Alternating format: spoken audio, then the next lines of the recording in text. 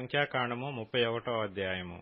మరియు యెహోవా, మిద్యానీయులు ఇశ్రాయేలీయులకు చేసిన హింసకు ప్రతిహింస చేయుడి.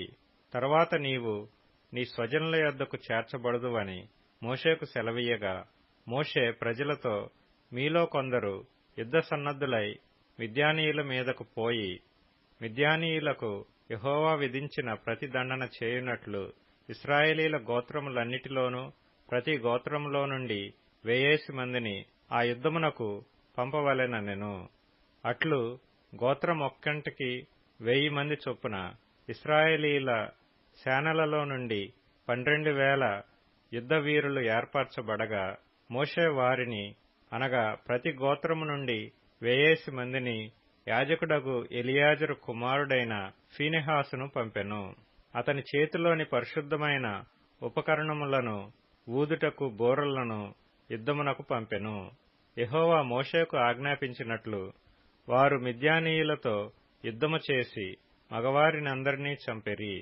చంపబడిన ఇతరులు కాక మిద్యాను రాజులను, అనగా మిద్యాను 5 రాజులైన ఏవీని, రెకెమును, సూరును, హూరును, రేబను చంపిరి. బెయేరు కుమారుడైన బిలామును ఖడ్గముతో చంపిరి. అప్పుడు ఇశ్రాయేలీయులు మిద్యాను స్త్రీలను, వారి చిన్న పిల్లలను చెరపట్టుకొని, వారి సమస్త పశువులను, వారి గొర్రె మేకలన్నిటినీ, వారికి కలిగినది యావత్తును దోచుకొనిరి. మరియు వారి నివాస పట్టణములన్నిటినీ, వారి కోటలన్నిటినీ అగ్నిచేత కాల్చివేసిరి. వారు మనుషులనేమి, పశువులనేమి, సమస్తమైన కొల్ల సొమ్మును, మిద్యానీయుల ఆస్తిని యావత్తును తీసుకొనిరి. తరువాత వారు మోయాబు మైదానములలో యెరికో యొద్దనున్న యొర్దాను దగ్గర దిగియున్న దండులో మోషే యొద్దకును, యాజకుడైన ఎలియాజరు యొద్దకును, ఇశ్రాయేలీయుల సమాజమునొద్దకును చెరపట్టబడిన వారిని, అపహరణములను, ఆ కొల్ల సొమ్మును తీసుకుని రాగా, మోషేయు యాజకుడైన ఎలియాజరును సమాజ ప్రధానులందరూ వారిని ఎదుర్కొనుటకు పాళెములో నుండి వెలుపలికి వెళ్లిరి. అప్పుడు మోషే యుద్ధశాలలో నుండి వచ్చిన సహస్రాధిపతులను, శతాధిపతులనగు సేనానాయకుల మీద కోపపడెను. మోషే వారితో, మీరు ఆడువారినందరినీ బ్రతుకనిచ్చితిరా? ఇదిగో, బిలాము మాటను బట్టి పెయోరు విషయములో ఇశ్రాయేలీయుల చేత యెహోవా మీద తిరుగుబాటు చేయించిన వారు వీరు కారా? అందుచేత యెహోవా సమాజములో తెగులు పుట్టియుండెను గదా. కాబట్టి మీరు పిల్లలలో ప్రతి మగవానిని, పురుష సంయోగము ఎరిగిన ప్రతి స్త్రీని చంపుడి. పురుష సంయోగము ఎరగని ప్రతి ఆడపిల్లను మీ నిమిత్తము బ్రతుకనీయుడి. మీరు 7 దినములు పాళెము వెలుపల ఉండవలెను. మీలో నరుని చంపిన ప్రతివాడును, చంపబడిన నరుని ముట్టిన ప్రతివాడును, మీరును, మీరు చెరపట్టిన వారును 3వ దినమున 7వ దినమున మిమ్మును మీరే పవిత్రపరచుకొనవలెను. మీరు బట్టలన్నిటినీ, చర్మ వస్తువులన్నిటినీ, మేక వెంట్రుకల వస్తువులన్నిటినీ, కొయ్య వస్తువులన్నిటినీ పవిత్రపరచవలెనెను. అప్పుడు యాజకుడగు ఎలియాజరు యుద్ధమునకు పోయిన సైనికులతో, యెహోవా మోషేకు ఆజ్ఞాపించిన విధి ఏదనగా, మీరు బంగారును, వెండిని, ఇత్తడిని, ఇనుమును, తగరమును, సీసమును, అనగా అగ్నిచేత చెడని సమస్త వస్తువులను మాత్రము అగ్నిలో వేసి తీయవలెను. అప్పుడు అవి పవిత్రమగును. అయితే పాపపరిహార జలము చేతను వాటిని పవిత్రపరచవలెను. అగ్నిచేత చెడునట్టి ప్రతి వస్తువును నీళ్లలో వేసి తీయవలెను.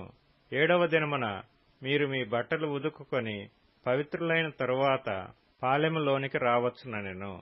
మరియు యెహోవా మోషేకు ఇలాగు సెలవిచ్చెను, నీవును, యాజకుడైన ఎలియాజరును, సమాజము యొక్క పితరుల కుటుంబములలో ప్రధానులను, మనుష్యులలోనేమి పశువులలోనేమి చెరపట్టబడిన దోపుడు సొమ్ము మొత్తమును లెక్కించి 2 భాగములుగా చేసి యుద్ధమునకు పూనుకొని, సేనగా బయలుదేరిన వారికి సగమును, సర్వ సమాజమునకు సగమును పంచిపెట్టవలెను. మరియు సేనగా బయలుదేరిన యోధుల మీద యెహోవాకు పన్ను కట్టి, ఆ మనుషులలోనూ, పశువులలోనూ, గాడిదలలోనూ, గొర్రె మేకలలోనూ 500కు ఒకటి చొప్పున వారి సగములో నుండి తీసుకొని యెహోవాకు ప్రతిష్ఠార్పణముగా యాజకుడైన ఎలియాజరుకు ఇయ్యవలెను. మనుషులలోనూ పశువులలోనూ గాడిదలలోనూ గొర్రె మేకలలోనూ సమస్త విధముల జంతువులలోనూ 50ంటికి ఒకటి చొప్పున ఇశ్రాయేలీయులు సగములో నుండి తీసుకొని యెహోవా మందిరమును కాపాడు లేవీయులకు ఇయ్యవలెను. యెహోవా మోషేకు ఆజ్ఞాపించినట్లు మోషేయు యాజకుడైన ఎలియాజరును చేసిరి. ఆ దోపుడు సొమ్ము అనగా ఆ సైనికులు కొల్లబెట్టిన సొమ్ములో మిగిలినది 6,75,000 గొర్రె మేకలను, 72,000 పశువులను, 61,000 గాడిదలను, 32,000 మంది పురుష సంయోగమెరుగని స్త్రీలను, అందులో అరవంతు అనగా సైన్యముగా పోయిన వారి వంతు గొర్రె మేకల లెక్క ఎంతనగా 3,37,500. ఆ గొర్రె మేకలలో యెహోవాకు చెల్లవలసిన పన్ను 675. ఆ పశువులు 36,000, వాటిలో యెహోవా పన్ను 72. ఆ గాడిదలు 30,500, వాటిలో యెహోవా పన్ను 61. మనుష్యులు 16,000 మంది, వారిలో యెహోవా పన్ను 32.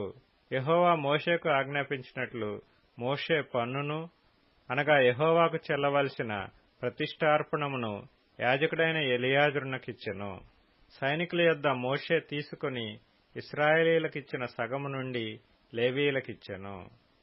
3,37,500 గొర్రె మేకలను, 36,000 గోవులను, 30,500 గాడిదలను, 16,000 మంది మనుష్యులను సమాజమునకు కలిగిన సగమై ఉండగా, మోషే ఇశ్రాయేలీయులకు వచ్చిన ఆ సగము నుండి మనుషులలోనూ జంతువులలోనూ 50ంటికి ఒకటి చొప్పున తీసి యెహోవా మోషేకు ఆజ్ఞాపించినట్లు యెహోవా మందిరమును కాపాడు లేవీయులకిచ్చెను. అప్పుడు సేవా సహస్రముల నియామకులు అనగా సహస్రాధిపతులను శతాధిపతులను మోషే యొద్దకు వచ్చి, నీ సేవకులమైన మేము మా చేతి క్రిందనున్న యోధులను లెక్కించి మొత్తము చేసితిమి. మాలో ఒక్కడైనను మొత్తమునకు తక్కువ కాలేదు. కాబట్టి యెహోవా సన్నిధిని మా నిమిత్తము ప్రాయశ్చిత్తము కలుగునట్లు మేము మాలో ప్రతి మనుష్యునికి దొరికిన బంగారు నగలను, గొలుసులను, కడియములను, ఉంగరములను, పోగులను, పతకములను యెహోవాకు అర్పణముగా తెచ్చియున్నామని చెప్పగా, మోషేయు యాజకుడైన ఎలియాజరు నగలుగా చేయబడిన ఆ బంగారును వారి యొద్ద తీసుకొనిరి. సహస్రాధిపతులను శతాధిపతులను ప్రతిష్ఠార్పణముగా యెహోవాకు అర్పించిన బంగారమంతయు 16,750 తులములు. ఆ సైనికులలో ప్రతివాడును తన మట్టుకు తాను కొల్లసొమ్ము తెచ్చుకొనియుండెను. అప్పుడు మోషేయు యాజకుడైన ఎలియాజరును సహస్రాధిపతుల యొద్ద నుండియు శతాధిపతుల యొద్ద నుండియు ఆ బంగారును తీసుకొని యెహోవా సన్నిధిని ఇశ్రాయేలీయులకు జ్ఞాపకార్థముగా ప్రత్యక్షపు గుడారమున ఉంచిరి.